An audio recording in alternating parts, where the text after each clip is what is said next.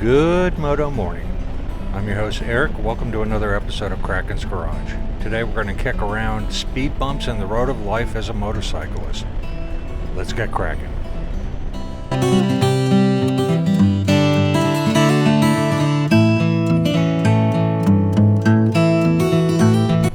I've certainly had a lot of time while I'm recovering from this surgery to think about my moto career and the speed bumps that have happened in my life. And to date, this is the largest one. And I want to share a few thoughts about that, and hopefully it'll resonate with some of you.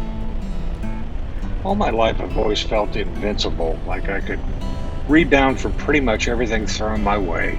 Nothing would ever stop me from riding a motorcycle. And to date, it hasn't until I had this recent back surgery. And you start to realize your own mortality. That's the scary part. For the first time in my life, I'm seriously laying in bed trying to heal and focus and keep a positive attitude, and I'm wondering, is this the end of the road for my motorcycle? Am I depressed? Am I in a dark hole? Good questions. The answer is no. I'm just a realist. And what I mean by realist is whatever is thrown at me, I just take it as it comes, process it, and figure a way to overcome it or get past it or side skirt it. It's a reality, and I kind of leave the drama out of it. So I woke up out of surgery, and the first thing that I did was I'm laying there in bed, and as I gather my senses, I wiggle my fingers and toes. When you have spinal surgery, you run the risk of snipping a nerve that could paralyze you. And much to my chagrin, my fingers and toes still work, so happy day. So as time wears on, 3 weeks from this very day of the recording of this, I was chopped on. And I've had 3 weeks of trying to recover and think about that. And people need to know when you have spinal surgery, you're opening up Pandora's box, and you change the load bearing on your spine. And when you fuse two discs in your spine, usually within 5 years, you're going to have this surgery again and again as you change the load bearing on spine, and the rest of the spine has to pick up and carry the weight, if that makes sense.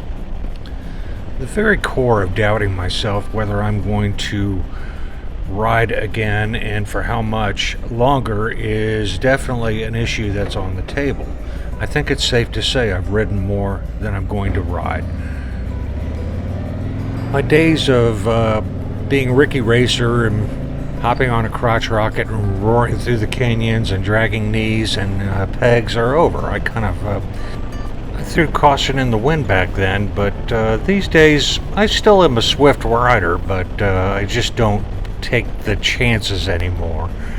I'm trying to prolong what's left of my life, and when you get older, you start measuring your life and how many more riding seasons I have before I hang up my spurs.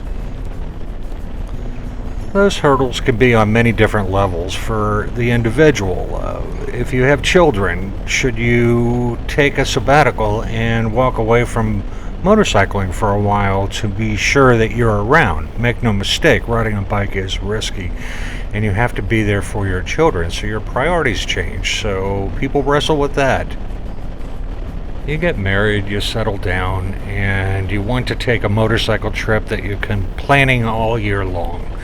And it's very difficult to go to your spouse when you're only allowed 2 weeks off the entire work year of your life to say, can I borrow one of those weeks to take a motorcycle ride?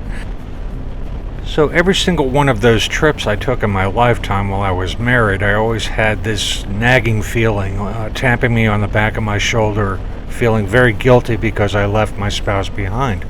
And so, she enjoyed riding on some of those adventures, but not to the extent that I enjoy the ride. To most people, it would be cruel to subject yourself to rain and cold weather or extremely high temperatures. So navigating all these pitfalls in life and still being who you want to be in your life can be a challenge, or what I call the speed bumps, the potholes in the road of a motorcyclist.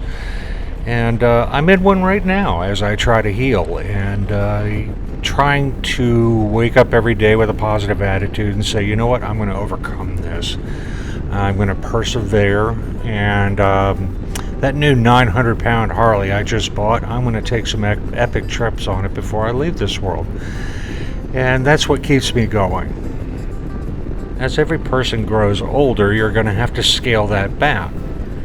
You're going to have to get a lighter weight motorcycle. I watched my mother go from a BMW RS, the old snowflake wheeled variant, and as she got older, into her late 60s, into her 70s, she scaled it back to a Suzuki 650 Savage, and then hung up her spurs after that. So this message is kind of for the younger riders out there to think about it and plan your life accordingly. You're going to have chapters in your life, and that's your youth. Then you have marriage, where you commit to a spouse and possibly have children. You have your career that's going to block your ability to take epic journeys on two wheels. How many epic journeys do I have left in my life? I don't know. That scares the hell out of me. Quite frankly, that operation scared the hell out of me. As I'm dancing on a tightrope of possibly ending my one of the greatest loves of my life, and that's motorcycling. Take a look at a globe. Think about where you want to ride 5 years from now, 10 years from now, 20 years from now, 30 years from now. Figure out what amazing accomplishments you can do on two wheels. Do you want to ride across Russia? Do you want to go across Canada and hook your way up to Alaska? Anything is possible. And most people create these speed bumps in their life and they say, well, I can never afford to take an epic journey like that. That's not true. You don't have to do these journeys on incredibly expensive motorcycles, a BMW GS or my Harley-Davidson, for example. You can buy a Honda Trail 125 and have the most epic journey of your life, going all the way down to the most southern part of South America, meeting new people and having an adventure every day of your life, and do it on the cheap.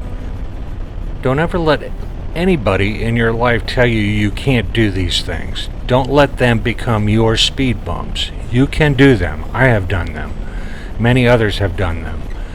And the definition of somebody's journey may be just riding out to California or down to Florida to stick their toes in the white sand and the blue water. Everybody's journey is different in life. But don't let these speed bumps of other people, manufactured, keep you from getting where you want to go with your life. How does this correlate with my personal speed bumps right now in my life at this very moment? I need to buck up. I need to pull up my jock strap and figure it out. And don't let anybody stop me from what I want to do with my life on two wheels. I cannot let that happen at all costs. So I'm going to move forward. I get up every day. I put one foot in front of the other. I keep doing my exercises so I can rebound as fast as possible from this situation that I'm in right now, so I can get back to doing what I love, and that's riding. I was born to do it. I've known it since I was a very young person, probably 5 or 6 years old. I've known it my whole life. So many YouTubers have wonderful quotes to get you motivated. My quip that I put at the end of every episode is go riding because it's good for you. And I mean that truthfully from the bottom of my heart. It regenerates your soul and your spirit and your will to continue no matter what life throws your way. That I promise you.